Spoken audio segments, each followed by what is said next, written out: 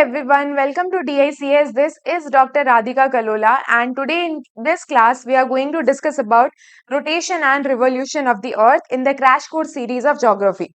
So in previous lecture we have already discussed about latitude and longitude in detail. So आज का class start होता है rotation से. Now what is rotation of earth, right? Rotation समझने से पहले हम movement समझते हैं.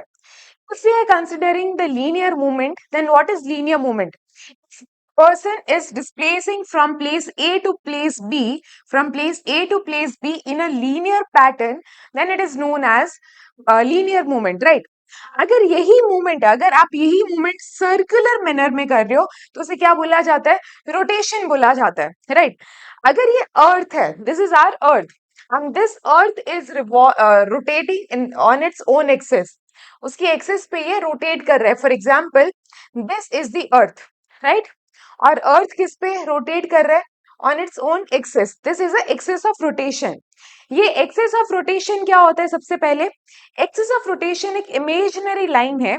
आज सच ऐसा कोई लाइन नहीं है, right? It is an imaginary line which is passing through the north pole and south pole of the earth. तो नॉर्थ एंड साउथ पोल से एक लाइन पास हो रही है via centre of the earth. Centre से भी ये पास होती है, राइट? इस लाइन को क्या बोला जाता है? इस इमेजिनरी लाइन को बोला जाता है एक्सिस ऑफ रोटेशन. क्या बोला जाता है? Axis of rotation, right? Axis of rotation. Earth का जो रोटेशन हो रहा है, अर्थ का रोटेशन का डायरेक्शन क्या होता है? Waste to east. अर्थ का रोटेशन का direction is west to east. Is that clear? जो अर्थ है अपनी एक्सिस पे कितना टिल्ट है? अर्थ सीधा नहीं है. अगर ये पूरा ऐसा सीधा होता, एक्सिस ऑफ रोटेशन पूरा स्ट्रेट होता तो अर्थ सीधा होता, राइट? अपनी पोजीशन पे. बट अर्थ अपनी पोजीशन पे सीधा नहीं है, it is slightly tilted. Tilt कितना है? फॉर एग्जाम्पल ये एक इमेजिनरी लाइन है जो हमने स्ट्रेट बना दी. तो टिल्ट यहाँ पे है 23.5 डिग्री का. कितना है टिल्ट यहाँ पे? 23.5 डिग्री का. तो एक्सिस ऑफ रोटेशन कितना टिल्टेड है? Axis of rotation is tilted 23.5 degree. और इसी एक्सिस ऑफ रोटेशन पे आपका अर्थ क्या कर रहा है? रोटेशनल मूवमेंट कर रहा है. This is known as rotation of the earth. Is that clear? Now next what we will talk कि स्पीड क्या होता है, रोटेशन का स्पीड क्या रहता है, राइट? रोटेशन का ड्यूरेशन क्या रहता है, ये सारी चीजें अभी हम डिस्कस करते हैं. फर्स्ट यहाँ पे हम डिस्कस करेंगे what is the duration of rotation. एक चक्कर लगने में कितना टाइम लगता है, ये हम बाद में डिस्कस करते हैं रिवॉल्यूशन समझने के बाद, क्योंकि वहां पे थोड़ा सा कॉन्सेप्ट रिवॉल्यूशन का भी आ जाएगा, राइट? सबसे पहले हम यहाँ पे देखते हैं स्पीड क्या रहता है. फॉर एग्जाम्पल अगर अर्थ रोटेट कर रहा है, अर्थ क्या कर रहा है? अर्थ रोटेट कर रहा है, तो सेम स्पीड से हर एक एरिया रोटेट नहीं करता. क्यों नहीं रोटेट करता?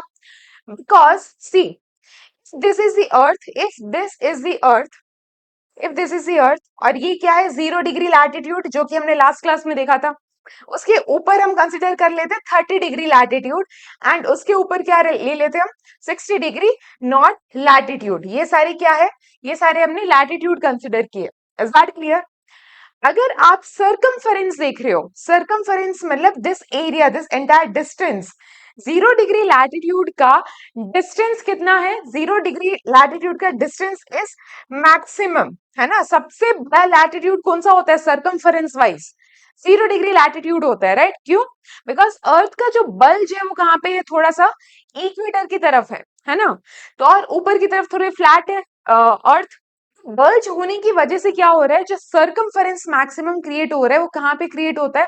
वो होता है 0 डिग्री लैटिट्यूड पे. डिस्टेंस भी मैक्सिमम वहीं पे होगा. Is that clear? नेक्स्ट यहाँ पे जो 30 डिग्री लैटिट्यूड है, 30 degree north and south both latitude, वहां पे कंपेरेटिवली डिस्टेंस कम हो जाएगा. अगर यहाँ पे डिस्टेंस सबसे मैक्सिमम है, देन कंपेरेटिवली 0 डिग्री से कंपेरिजन अगर आप करोगे तो 30 डिग्री लैटिट्यूड का डिस्टेंस विल बी लेसर, है ना? और अगर 60 का देखोगे तो डिस्टेंस और भी कम हो जाएगा. तो मैक्सिमम डिस्टेंस कहाँ पे है? 0 डिग्री पे. और डिस्टेंस डिक्रीज होता जाता है from equator to polar areas, right? तो इक्वेटर पे distance is maximum and polar area पे डिस्टेंस इज मिनिमम, राइट? और अगर दूसरी तरीके से देखना है तो इक्वेटर टू पोलर एरिया पे डिस्टेंस डिक्रीज हो रहा है. This is the thing, right? Now next thing is what is speed. Speed क्या होता है, स्पीड का फॉर्मूला क्या रहता है, स्पीड का फॉर्मूला है डिस्टेंस अपॉन टाइम। क्या होता है, distance upon time. Now maximum distance क्या है यहाँ पे, मैक्सिमम डिस्टेंस है एट अ 0 डिग्री लैटिट्यूड। अभी डिस्टेंस क्या होता है, सर्कुलर डिस्टेंस है ना, सर्कल, एक सर्कल बन रहा है पूरा, तो सर्कल डिस्टेंस हो रहा है, मतलब सरकमफेरेंस बोल सकते हैं। तो सर्कल का सरकमफेरेंस कितना होता है, 2 पाई आर, 2 पाई आर, राइट। तो 2 पाई आर बाय टाइम। तो टाइम क्या है, हर एक को टाइम कवर करना है, ये पूरा डिस्टेंस कवर करना है 24 आवर में, ये भी डिस्टेंस कवर होना है 24 आवर में, और ये भी डिस्टेंस कवर होना है 24 आवर में। बिकॉज अर्थ अपनी एक्सिस पे जो रोटेट कंप्लीट, एक रोटेशन कंप्लीट कर रहा है, वो 24 आवर में ही कंप्लीट कर रहा है, राइट। बट डिस्टेंस वेरी कर रहा है। मैक्सिमम डिस्टेंस कहाँ पे, इधर है। कम डिस्टेंस कहाँ पे, 30 पे, उससे भी कम कहाँ पे होगा, 60 पे, 80 पे, उससे भी कम हो जाएगा, ठीक है। लैटिट्यूड वाइज डिस्टेंस कम होता जा रहा है। टाइम तो हर जगह सेम है ना, टाइम क्या है यहाँ पे, 24 hour. Is that clear, time would be the same but distance will vary. Maximum distance अगर इधर है तो स्पीड कहाँ ज्यादा होगा, स्पीड 0 डिग्री लैटिट्यूड पे सबसे ज्यादा होगा, सबसे ज्यादा स्पीड कहाँ पे होगा, 0 डिग्री लैटिट्यूड पे, राइट। 30 डिग्री लैटिट्यूड की अगर बात करें तो स्पीड थोड़ा कम होगा as compare to your 0 degree latitude. और अगर 60 डिग्री लैटिट्यूड की बात करें तो स्पीड और भी कम हो जाएगा। इज दैट क्लियर, क्यों, बिकॉज डिस्टेंस कम हो रहा है ना। 24 आवर में इसको सिर्फ इतना चक्कर लगाना है ना, 24 आवर में इसको इतना ज्यादा चक्कर लगाना है। सेम टाइम में ज्यादा डिस्टेंस कवर करना पड़ेगा तो आपको अपना स्पीड बढ़ाना पड़ेगा। तो यहाँ पे लीनियर स्पीड ऑफ रोटेशन की बात करें तो रोटेशन का लीनियर स्पीड जो है वो सबसे ज्यादा कहाँ पे है, वो है 0 डिग्री लैटिट्यूड पे, और कम होगा towards the polar area. Is that clear, this is all about the speed. अभी ये कॉन्सेप्ट का एप्लीकेशन क्या होता है, मतलब ये जो स्पीड है इसका एप्लीकेशन भी होगा ना कहीं, कि स्पीड यहाँ पे ज्यादा है, स्पीड यहाँ पे कम है, तो इसको इम्प्लीमेंट कहाँ करते हैं आप, सबने यहाँ पे स्पेस टेक्नोलॉजी पढ़ा होगा, राइट। तो स्पेस टेक्नोलॉजी में आपने देखा होगा जितने भी सैटेलाइट लॉन्च होती है वो कहाँ से लॉन्च होती है, satellites are launching from the equatorial area, right. मतलब इक्वेटर के आसपास वाली जगह से ही ज्यादा सैटेलाइट लॉन्च होती है। अगर हम इंडिया की बात करें, अगर हम इंडिया की बात करें तो इंडिया का भी जितने भी लॉन्चिंग साइट्स है, सैटेलाइट लॉन्चिंग साइट्स है, वो कहाँ पे है, इक्वेटर से नजदीक है, मतलब सदर्न इंडिया में है, ना कि नॉर्दर्न इंडिया में। नॉर्थ इंडिया में हमारा कोई भी लॉन्चिंग साइट नहीं है, कहाँ पे है, सारे के सारे यहाँ पे सदर्न इंडिया में है। तो सदर्न इंडिया में कौन से है, first of all, first is in Kerala. First कहाँ पे है, केरला में। केरला में जो थुम्बा एरिया है वहां पे विक्रम साराभाई स्पेस सेंटर है, ठीक है। सेकंड यहाँ पे है आपका आंध्र प्रदेश में, आंध्र प्रदेश में श्री हरिकोटा में एसडीआर है, Satish Dhawan space centre. Is that clear. And third जो है वो है आपका उड़ीसा में, कहा है यहाँ पे, उड़ीसा में है थर्ड, थर्ड। और उड़ीसा में जो अब्दुल कलाम आइलैंड है वहां पे, right, Abdul Kalam island, Abdul Kalam island. और ये जो अब्दुल कलाम आइलैंड है वहां से कोई भी ज्यादा सैटेलाइट लॉन्च नहीं होती अभी। मैक्सिमम वहां पे अभी क्या हो रहा है, मिसाइल्स का टेस्टिंग होता है, राइट। जितनी भी मिसाइल्स भी डिफेंस में है उसका टेस्टिंग कहाँ से किया जाता है, टेस्टिंग किया जाता है अब्दुल कलाम आइलैंड से। Is that clear. And fourth जो अभी अंडर कंस्ट्रक्शन है दैट इज इन तमिलनाडु, तुथुगुड़ी जगह वहां पे है। और वो किसके लिए बन रहा है, वो स्पेशली बन रहा है स्मॉल सैटेलाइट लॉन्चिंग व्हीकल के लिए। किसके लिए बन रहा है ये, स्मॉल सैटेलाइट लॉन्चिंग व्हीकल के लिए। That clear. तो वो बन रहा है आपका स्मॉल सैटेलाइट लॉन्चिंग, मतलब छोटी छोटी सैटेलाइट्स है ना, अभी पहले बड़ी सैटेलाइट हुआ करती थी, छोटी सैटेलाइट हो गई है। सैटेलाइट का साइज क्यों छोटा हो गया, बिकॉज उनमें जो चिप्स होती है, ट्रांजिस्टर्स होते हैं, पूरा जो इनका सर्किट होता है उसका साइज रिड्यूस हो रहा है। तो उसका साइज अगर रिड्यूस होगा तो सैटेलाइट का भी साइज रिड्यूस हो जाएगा। तो ये सारी आपकी क्या हो गई, लॉन्चिंग साइट्स हो गई। और ये लॉन्चिंग साइट कहाँ पे है, ये लॉन्चिंग साइट है आपकी सर्दर्न इंडिया में। कहाँ पे है ये, majority majority of them are in the southern India. अभी ये सर्दर्न इंडिया में क्यों है, तो उसका स्पीड ऑफ रोटेशन से डायरेक्टली रिलेशन है। क्या, अगर आपका यहाँ पे speed of rotation is maximum, तो जब सेट रॉकेट को लॉन्च किया जाएगा तो रॉकेट बाहर निकल रहा है ना अर्थ के एटमॉस्फेयर से, जब वो अर्थ के एटमॉस्फेयर से बाहर निकलेगा तो एक एडिशनल थ्रस्ट मिलता है, मतलब फ्यूल तो एक थ्रस्ट दे ही रहा है, बट यहाँ पे क्या है, स्पीड ज्यादा है। क्या है यहाँ पे, स्पीड ज्यादा है, राइट। और कोई भी चीज का अगर स्पीड ज्यादा होता है तो वहां पे सेंट्रीफ्यूगल फोर्स ज्यादा होता है। कैसे? अभी फॉर एग्जाम्पल एक धागा ले लो, एक मतलब बड़ा सा एक स्ट्रिंग ले लो, उसके साथ आपने एक पत्थर को टाई करना है, राइट। अभी वो पत्थर को गोल गोल घुमाना स्टार्ट करोगे, उस स्ट्रिंग को गोल गोल घुमाना स्टार्ट करोगे तो पत्थर भी घूमने लगेगा, राइट। अभी आप स्पीड बहुत कम रखे हो, मतलब धीरे धीरे घुमा रहे हो, उसको धीरे धीरे घुमाया जाएगा, पत्थर का अंदर की तरफ आने का टेंडेंसी अभी ज्यादा है। तो कौन सा फोर्स लग रहा है? ये रोटेशन मोशन हो रहा है, उसमें कौन सा फोर्स लग रहा है? Centripetal force which is towards the centre of the centre, right. Centripetal force कहां पे लगते हैं? Towards the centre. कोई भी रोटेशन मोशन में दो फोर्स लगते हैं, एक है सेंट्रीपिटल और दूसरा है सेंट्रीफ्यूगल। सेंट्रीपिटल कहाँ लग रहा है? अंदर की तरफ लग रहा है।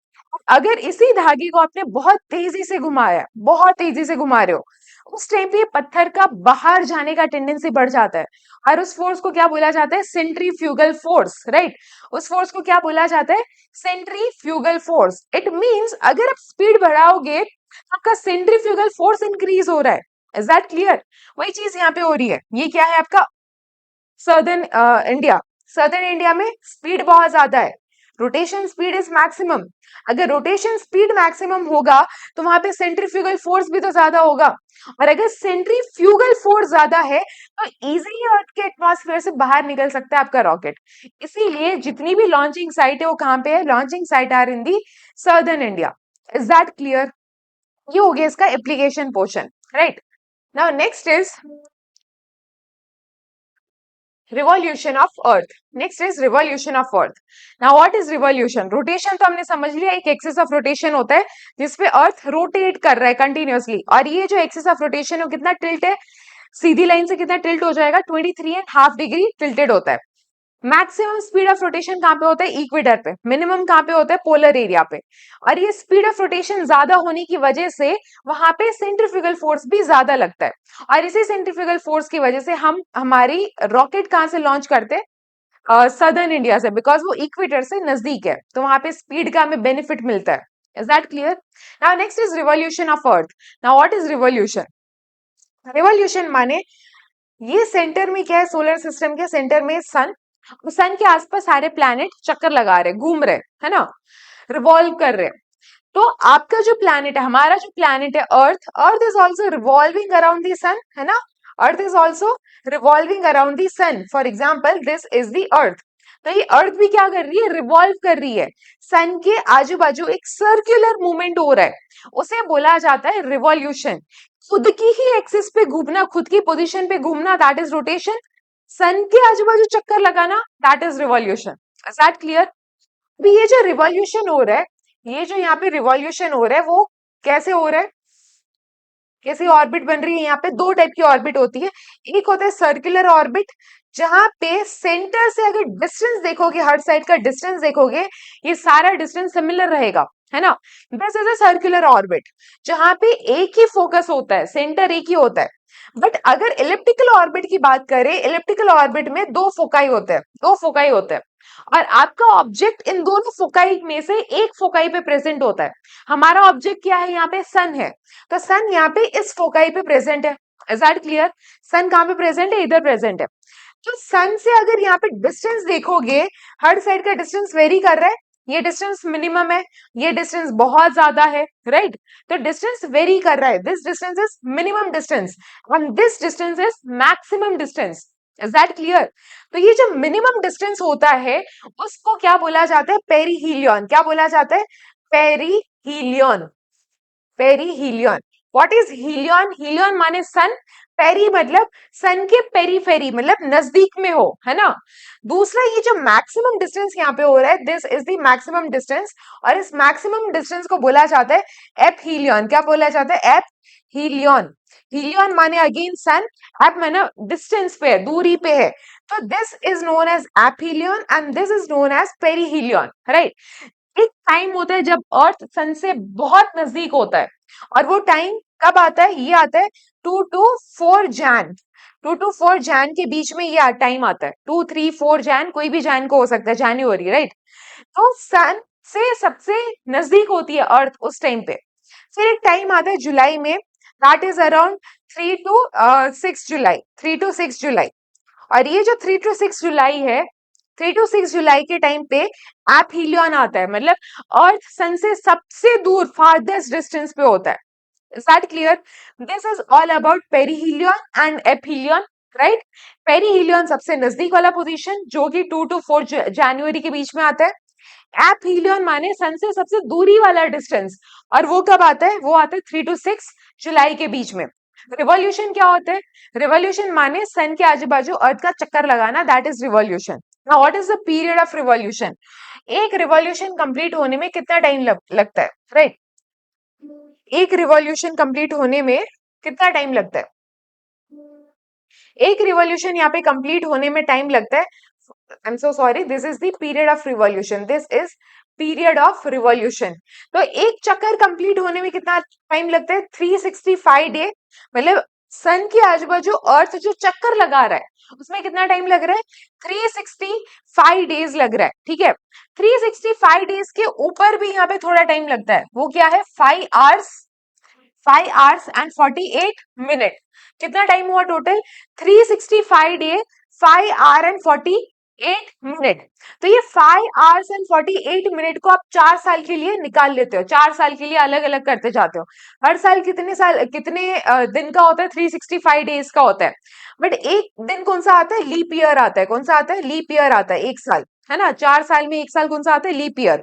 और ये जो लीप ईयर आ रहा है उसमें टोटल डेज कितने होते हैं? 366 डेज होता है ना। आपने जो 4 साल इतना पीरियड निकाला है, 6 ऑन एन एवरेज 6 घंटे का, वो 6 घंटे से क्या बन जाता है? 6 घंटे 4 साल निकालोगे तो 6 into 4 24 आवर, राइट। तो 24 आवर का एक दिन यहाँ पे ऐड हो जाता है। तो ये किस में ऐड हो रहा है? 365 डेज में ऐड हो रहा है, राइट। तो लीप ईयर में total days are 366 days. Is that clear? This is the period of revolution, मतलब एक चक्कर लगने में इतना टाइम लग रहा है। Is that clear? Now next is speed of revolution. Next is speed of revolution. Speed में जैसे रोटेशन आपने देखा था, और रोटेशन में क्या हो रहा था? मैक्सिमम स्पीड कहाँ पे था? मैक्सिमम स्पीड रोटेशन का था आपका इक्वेटर पे। पोलर एरियाज की तरफ जा रहे हो तो स्पीड ऑफ रोटेशन डिक्रीज हो रहा था। फिर रिवॉल्यूशन की अगर स्पीड की बात करें तो ये भी वेरी करता है। जैसे मैंने आगे बताया था आपको कि अगर ये इलिप्टिकल ऑर्बिट है और आपका सन इधर है और ये क्या है? अर्थ है, and this position become perihelion, और ये पोजीशन क्या बनती है? एपहीलियन। क्या बनती है? एपहीलियन, जहां पे अर्थ सन से सबसे ज्यादा दूरी पे होता है ना।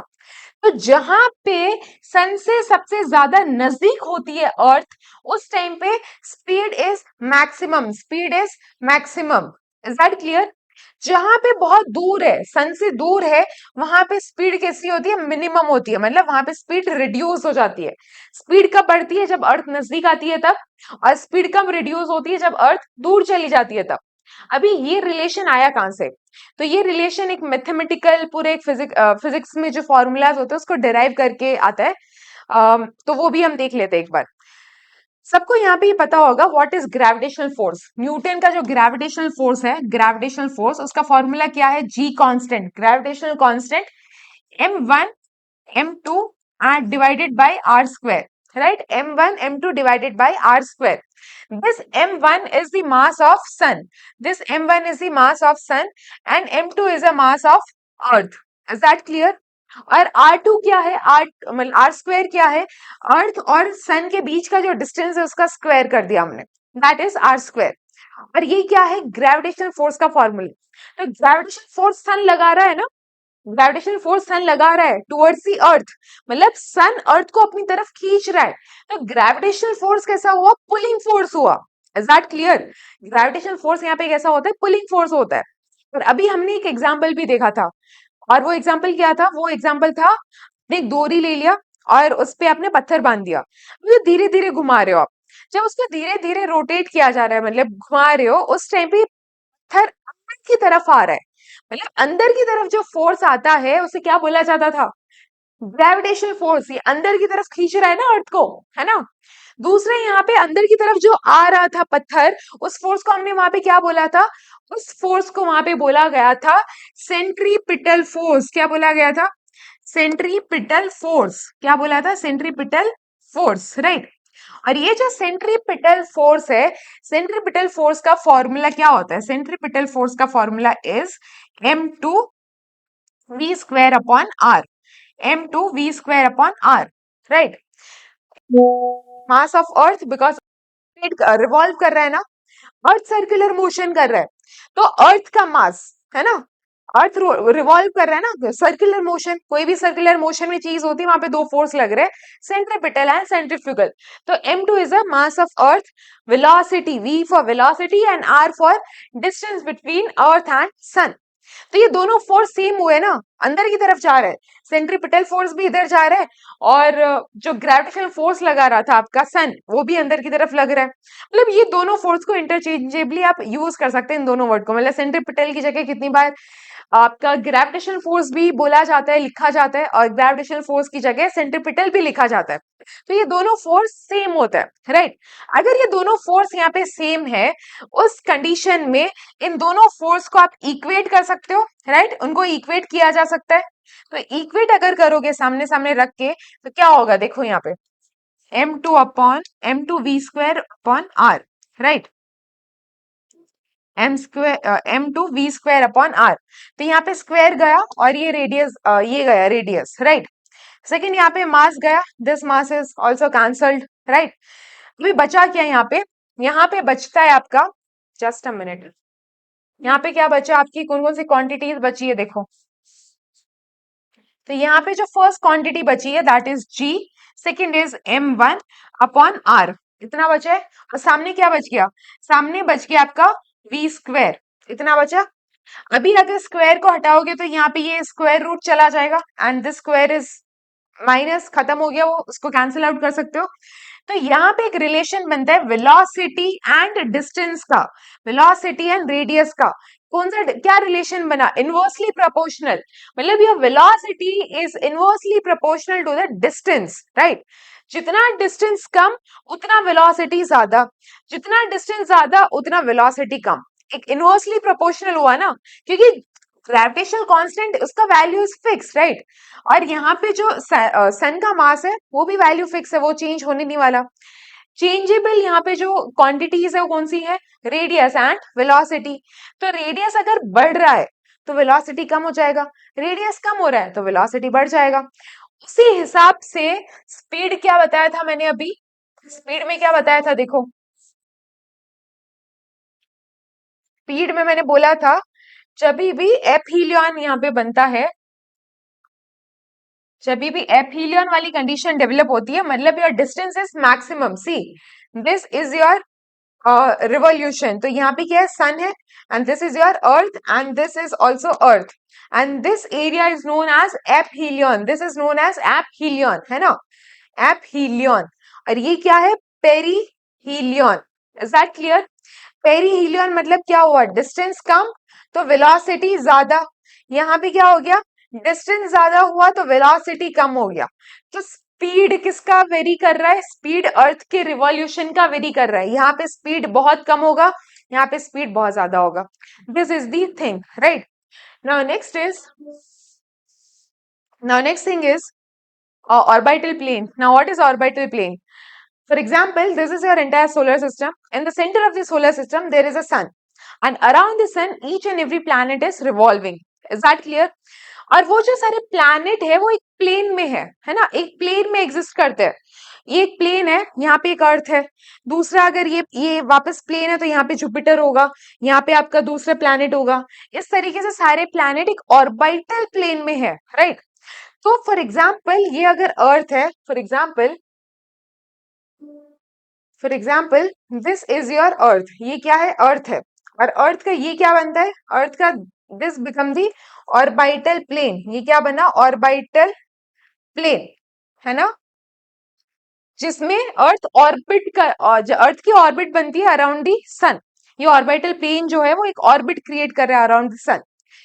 फिर यहाँ पे ये क्या होगी? एक इमेजिनरी लाइन, जो स्ट्रेट इमेजिनरी लाइन बना दी जिसको बाइसेक्ट कर रहा है ऑर्बिटल प्लेन को, है ना? बट आप सबको पता है अर्थ क्या है? टिल्टेड है। अर्थ अपनी एक्सिस पे कैसा है? टिल्टेड है। अगर अर्थ अपनी एक्सिस पे देखोगे टिल्टेड होता है, सीधा नहीं होता, जो मैंने आगे बताया। और अर्थ कितना टिल्टेड है? मतलब अर्थ अभी ऐसे टेढ़ा है, तो वो टेढ़ा कितना है, वो टेढ़ा है आपका यहाँ पे 23.5 डिग्री। कितना है, 23.5 degree. Is that clear, is that clear, right? Now next is this angle, orbital plane और टिल्ट, आपका जो एक्सिस ऑफ रोटेशन है वो कितना एंगल बनाता है, वो बनाता है 66.5 डिग्री। वो कितना एंगल बना रहा है, 66.5 डिग्री। मतलब आपका परपेंडिकुलर लाइन से एक्सिस ऑफ रोटेशन के बीच में एंगल कितना बनता है, 23.5 डिग्री, जो कि टिल्ट है ना।